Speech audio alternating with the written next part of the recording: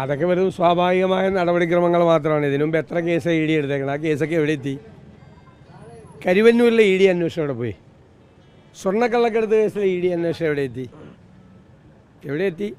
Life mission കൊലക്കേസിലെ E D അന്വേഷണം എവിടെ എത്തി? ഇ ഡി തെരഞ്ഞെടുപ്പ് പ്രഖ്യാപിച്ചപ്പോൾ ഒരു സ്റ്റണ്ടാണ്, ഞങ്ങൾ തമ്മിൽ ഒരുമിച്ചല്ല എന്ന് കാണിക്കാൻ വേണ്ടിയിട്ടാണ്. കേരളത്തിൽ കഴിഞ്ഞ നിയമസഭാ തെരഞ്ഞെടുപ്പിന് മുമ്പെടുത്ത ഇ ഡി അന്വേഷണവും നിയമസഭാ തെരഞ്ഞെടുപ്പിന് ശേഷം എടുത്ത ഇ ഡി അന്വേഷണവും എല്ലാം പെരുവഴിയിലാണ്. എല്ലാം ഇവർ തമ്മിൽ ധാരണയുണ്ടാക്കി തീർത്തതാണ്. പകരം കേരളത്തിൽ നടന്ന ഏറ്റവും വലിയ ഹവാല പിടിച്ചത്, ആ ഹവാലയുടെ അന്വേഷണം ഇല്ലാതായി. പരസ്പരം സുരേന്ദ്രനെ സഹായിച്ചു കൊടുത്തു സർക്കാർ. ഈ പരസ്പര സഹായ സഹകരണ സംഘം മാത്രമാണിത്, അതിൻ്റെ അപ്പുറത്തേക്ക് പോകുന്നില്ല. സീരിയസ് ഫ്രോഡ് ഇൻവെസ്റ്റിഗേഷൻ ഓഫീസ് അന്വേഷിക്കുമെന്നാണ് പറഞ്ഞത്, അല്ലേ? അത് വളരെ പ്രധാനപ്പെട്ട ഒരു അന്വേഷണ ഏജൻസിയാണ്. അവരുടെ അന്വേഷണ ഉത്തരവിൽ എന്താ പറഞ്ഞിരിക്കുന്നത്? 8 മാസത്തേക്കാണ് ഇത് അന്വേഷണ പരിധി വെച്ചിരിക്കുന്നത്. അതായത് ഒരു നോട്ടീസ് പോലും കൊടുത്തിട്ടില്ല. അതാണ് മേജർ ഏജൻസി ഇൻവെസ്റ്റിഗേറ്റ് ചെയ്യുന്നത്, അന്വേഷിക്കുന്നത്. ഒരു നോട്ടീസ് പോലും കൊടുത്തില്ല. കേരള ഹൈക്കോടതിയിൽ പോയി, കർണാടക ഹൈക്കോടതിയിൽ പോയി, 2 കോടതികളും പറഞ്ഞത് ഇത് അന്വേഷണം നടക്കട്ടെ എന്നാണ് പറഞ്ഞത്. എന്നിട്ടൊരു നോട്ടീസ് കൊടുത്തോ? SFIO കൊടുത്തിട്ടില്ല, കൊടുക്കില്ല. 8 മാസത്തെ പരിധി എന്തിനാണ് ഈ കേസ് അന്വേഷിക്കാൻ? 2 സ്റ്റാറ്റ്യൂട്ടറി അതോറിറ്റികൾ, അതായത് ഇൻകം ടാക്സ് ആക്ടിൻ്റെ കീഴിൽ രൂപീകൃതമായ ഇൻകം ടാക്സ് ട്രിബ്യൂണലും അതുപോലെ ഇൻട്രീം ബോർഡും അതുപോലെ തന്നെ കമ്പനീസ് ആക്ടിൻ്റെ കീഴിലുള്ള രജിസ്ട്രാർ ഓഫ് കമ്പനീസും അവരന്വേഷണം നടത്തി ഫൈൻഡിങ് ഉള്ള കേസാണ്. എന്താണ് ഫൈൻഡിങ്? നിയമവിരുദ്ധമായി ഇടപാട് നടത്തിയെന്നാണ്. ഇടപാട് നടത്തിയെന്നാണ് 2 ഏജൻസിയുടെയും ഫൈൻഡിങ് ആണ്. അവിടെ ഞങ്ങൾ എത്രയോ മാസം മുമ്പ് ഞങ്ങൾ പറഞ്ഞതാണ്, അതായത് ഒരു സേവനവും നടത്താതെ ഇവരുടെ അക്കൗണ്ടിലേക്ക്, ഈ കമ്പനിയുടെ അക്കൗണ്ടിലേക്ക് പൈസ വന്നു. അതാണ് മണി ലോണ്ടറിങ്. അത് പ്രിവെൻഷൻ ഓഫ് മണി ലോണ്ടറിങ് ആക്ടിൻ്റെ പരിധിയിൽപ്പെടും.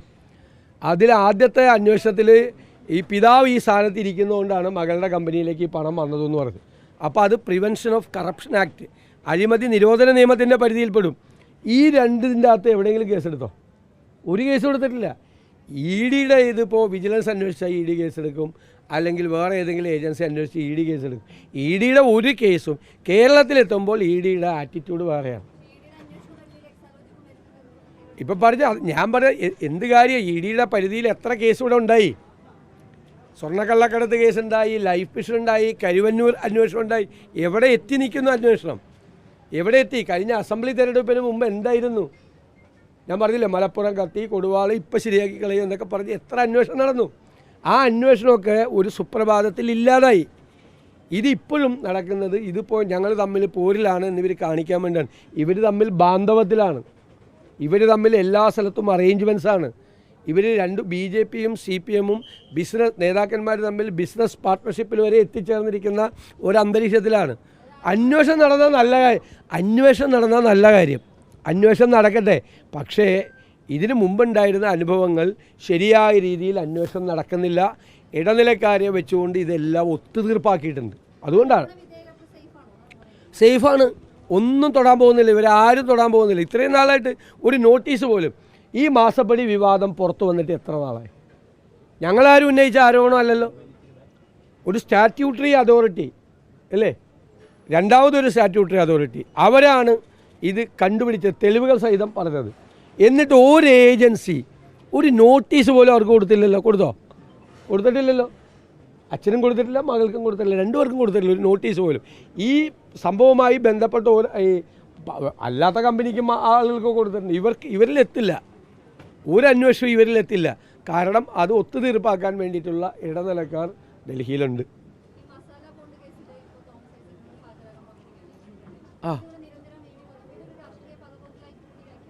ഞാൻ ചോദിക്കട്ടെ, ഇതൊക്കെ എത്ര നാളായി? ഇ ഡി എന്ന് പറയുന്നത് എൻഫോഴ്സ്മെൻറ്റ് ഡയറക്ടറേറ്റാണ്. ബാക്കിയുള്ള സ്ഥലത്ത് ഇങ്ങനത്തെ പ്രേമലേഖനം അയക്കലൊന്നും ഇല്ലല്ലോ. പരസ്പരം അങ്ങോട്ടും ഇങ്ങോട്ടും ഉണ്ടോ? ഐസക്കിന് എത്ര പ്രാവശ്യമായി നോട്ടീസ് അയക്കണത്? കോടതി പറഞ്ഞു, ഐസക്കിനോട് പറഞ്ഞു, കോടതി പോയി ഹാജരാകും, നിങ്ങളെ അറസ്റ്റ് ചെയ്യില്ല. എന്നിട്ട് എന്താ പോവാത്തത്? എന്താണ്? ഡൽഹി മുഖ്യമന്ത്രിയോട് അത് കാണിച്ചില്ലല്ലോ. ബാക്കിയുള്ള സ്ഥലത്തുള്ള ഇന്ത്യയിലെ ഏതെങ്കിലും പ്രതിപക്ഷ നേതാക്കളോട് ഇവർ ഈ ഔദാര്യം കാണിച്ചോ? എങ്ങനെയാണ് മുൻ ധനകാര്യമന്ത്രിയായിരുന്ന ചിദംബരത്തിൻ്റെ വീട്ടിൽ കയറി ഇ ഡി അറസ്റ്റ് ചെയ്ത് മതിലിയാടി കയറിയത്? മുൻ ധനകാര്യമന്ത്രിയും മുൻ ആഭ്യന്തര വകുപ്പ് മന്ത്രിയായിരുന്നു പി ചിദംബരം. ഇന്ത്യയുടെ ഏറ്റവും നിർണായകമായ സ്ഥാനത്തിരുന്ന ഒരാളാണ്. അദ്ദേഹത്തിൻ്റെ വീടിൻ്റെ മതിലിയാടി കിടന്നാണ് ഇ ഡി പി ചിദംബരത്തിനെ, കോൺഗ്രസ് നേതാവിനെ അറസ്റ്റ് ചെയ്ത് ജയിലിലാക്കിയത്. അദ്ദേഹം പണ്ട് അമിത്ഷായെ ജയിലിലാക്കിയിരുന്നു, ആഭ്യന്തരമന്ത്രിയായിരുന്നപ്പോൾ. ആ ദേഷ്യം തീർക്കാൻ വേണ്ടി അമിത്ഷാ കിടന്നതിനേക്കാൾ ഒരു ദിവസം കൂടുതൽ അദ്ദേഹത്തെ ജയിലിൽ കിടത്തി. ആ ആവേശമൊന്നും കേരളത്തിൽ DK ശിവകുമാർ, കർണാടകത്തിലെ ഉപമുഖ്യമന്ത്രി, അവരോടൊക്കെ ഇ ഡി കാണിച്ചത് എന്താ? കെജ്രിവാളിനോട് കാണിക്കുന്നത് എന്താ? അതൊന്നും അല്ലല്ലോ ഇവിടെ. ഇവിടെ ഈ പ്രേമലേഖനം അയക്കുന്നത് പോലെയാണ് നോട്ടീസ് അയച്ചുകൊണ്ടിരിക്കുന്നത്. ഈ മുഖ്യമന്ത്രിയുടെ കേസിൽ, മാസപ്പടി കേസിൽ നോട്ടീസ് പോലും അയച്ചിട്ടില്ല, ഒരു നോട്ടീസ് പോലും ഉണ്ടായിട്ടില്ല. എത്രയോ നാളായി ഈ സംഭവം നടന്നത്.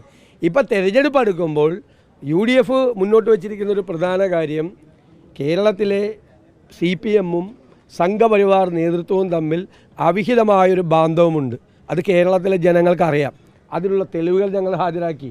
SNC ലാവ്ലിൻ കേസ് 38 പ്രാവശ്യം മാറ്റിവെച്ചത്, കരുവന്നൂർ ED അന്വേഷണം, സ്വർണ്ണക്കള്ളക്കടത്ത് കേസിലെ കേസ്, ലൈഫ് മിഷൻ കോഴ കേസ്, സുരേന്ദ്രൻ്റെ കുഴൽപ്പണ കേസ്, ഇതെല്ലാം ഞങ്ങൾ തെളിവായി ഉയർത്തിക്കൊണ്ടുവന്നു.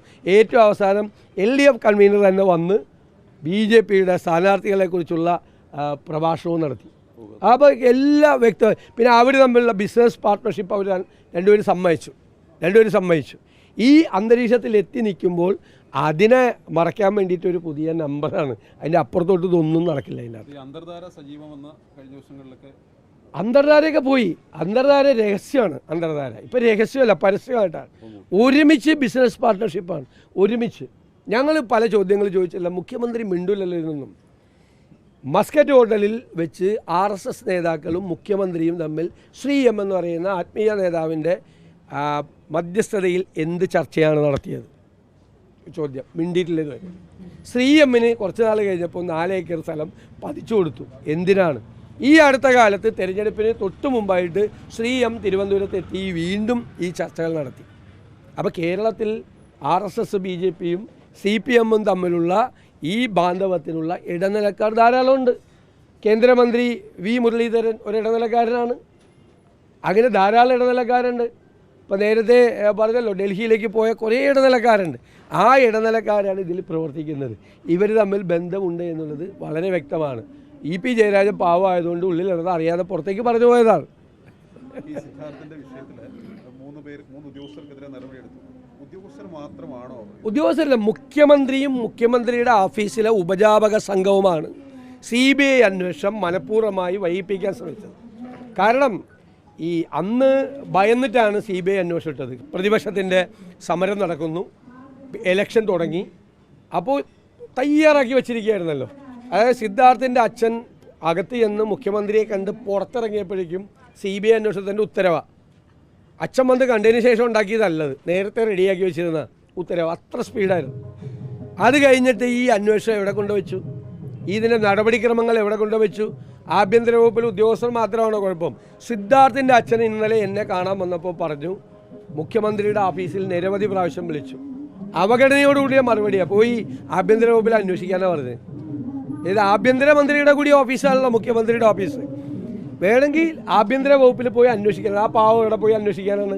അപ്പോൾ മുഖ്യമന്ത്രിയുടെ ഓഫീസിൽ നിന്ന് ആഭ്യന്തര വകുപ്പിലേക്ക് ഇതെന്തായി എന്ന് അന്വേഷിച്ചൊരു ഫോൺ കോൾ പോലും പോയിട്ടില്ല എന്നല്ല എൻ്റെ അർത്ഥം. അപ്പോൾ അത് മനഃപൂർവ്വം CBI അന്വേഷണം വൈകിപ്പിച്ച് ഇവിടെയുള്ള തെളിവുകളെല്ലാം നശിപ്പിക്കാൻ വേണ്ടി നടത്തിയ ശ്രമമാണ്. അത് പുറത്തു വന്നു.